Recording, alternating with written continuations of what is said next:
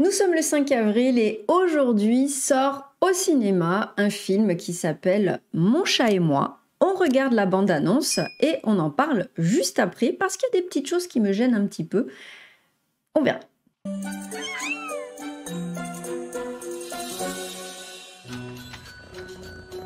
Dis donc, t'es une boîte à ronron, toi.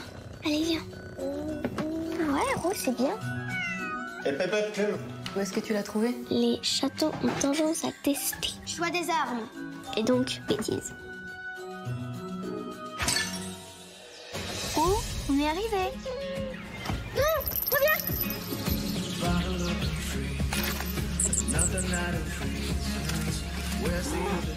Qu'est-ce que tu fais là, toi? Bonjour, madame la voisine. C'est ça que tu cherches? Pourquoi t'aimes pas les enfants? Je préfère les animaux. Roux, j'aimerais bien grandir aussi vite que toi. Être une adulte et partir à l'aventure. On a peur des choses qu'on n'a jamais vues. Parce qu'on les connaît pas.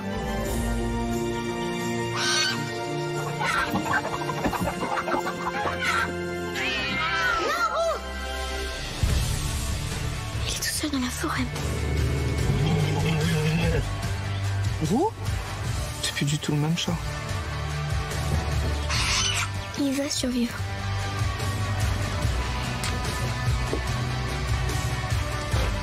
Moi aussi, je t'aime.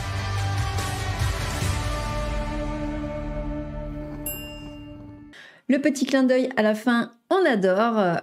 On va aller faire un petit tour du côté du dossier de presse pour voir un petit peu le synopsis et 2-3 petites questions intéressantes et on va en parler au fur et à mesure et je vais reprendre quelques petits passages de la bande-annonce pour vous dire ce qui me déplaît un petit peu. Donc, les aventures de Roux, le synopsis. Roux est un chaton vif et curieux qui découvre la vie sur les toits de Paris.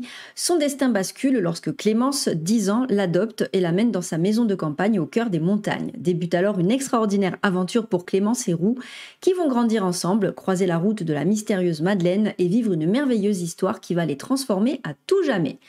Donc, c'est un film de Guillaume Maïdachevski alors je ne connaissais pas ce monsieur personnellement, mais je connais ses films, puisqu'il est le réalisateur de Aïlo, une Odyssée en Laponie. Je ne sais pas si vous l'aviez vu, c'est sorti en mars 2019. Ça raconte l'histoire d'un petit renne qui apprend à grandir et à devenir fort et courageux. Et sortira donc au mois de décembre, donc au moment des périodes de fête de fin d'année, de cette année, Kina et Youk, renard de la banquise, donc qui suit un couple en fait de renards polaires prêts à fonder leur famille. Donc clairement, je me suis renseignée, c'est un monsieur qui est, je sais plus où j'étais, c'est un réalisateur éco-scénariste qui au départ est un biologiste passionné des animaux et qui donc a décidé évidemment de faire sa carrière basée sur le cinéma animalier.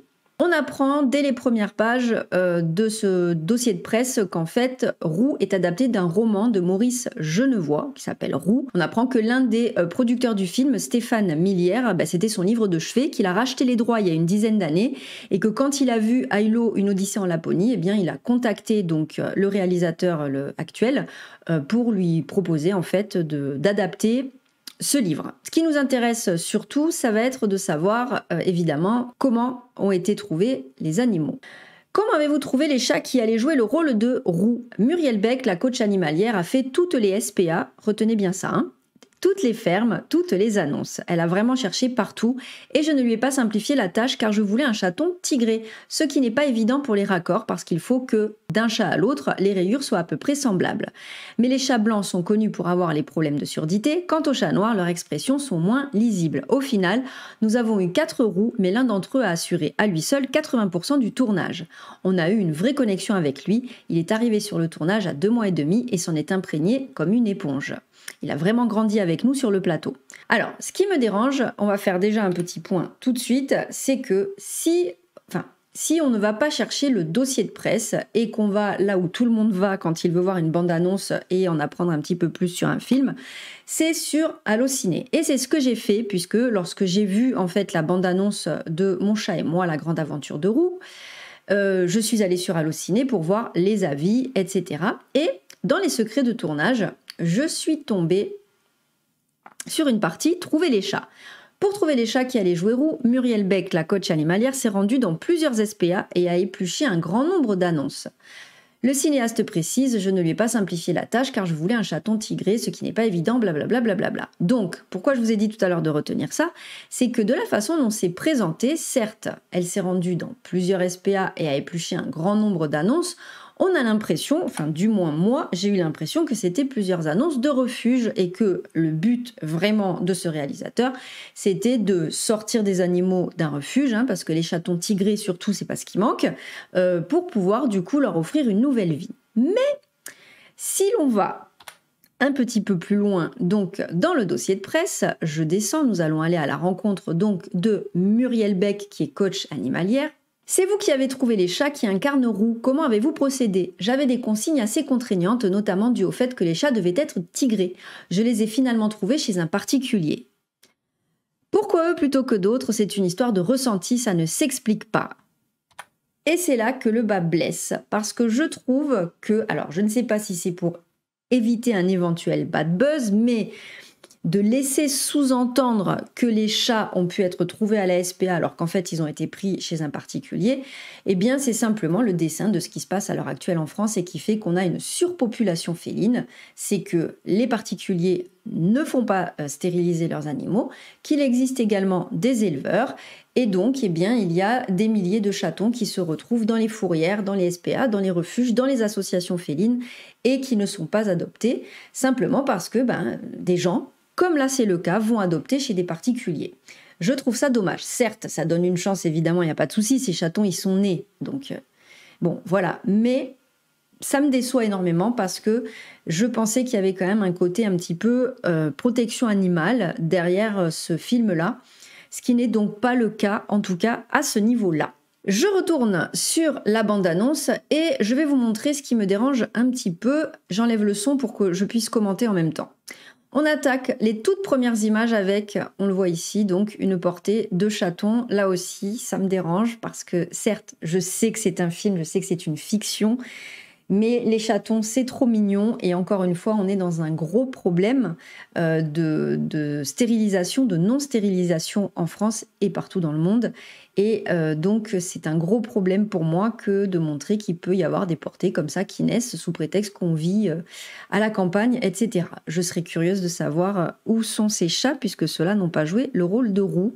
Mais je ne l'ai trouvé nulle part, ni dans aucun dossier de presse, ni dans aucun article. Je vais un tout petit peu plus loin, où là, on se retrouve avec quelque chose qui m'a ulcéré.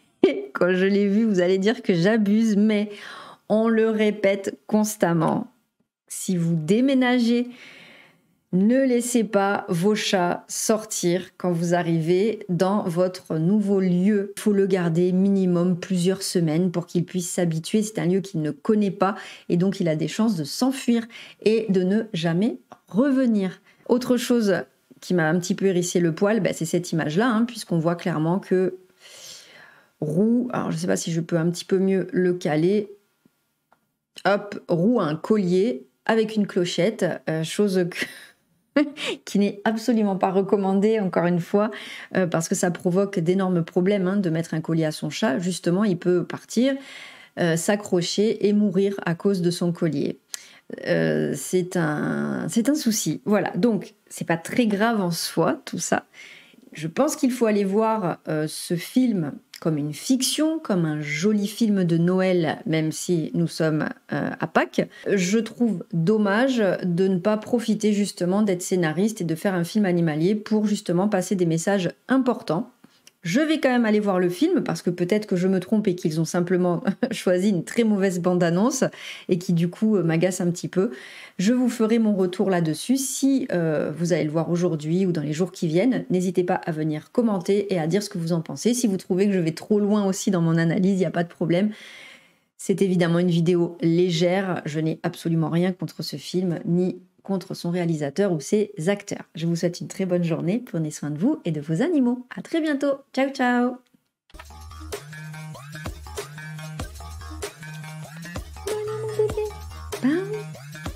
J'ai fini mon ange.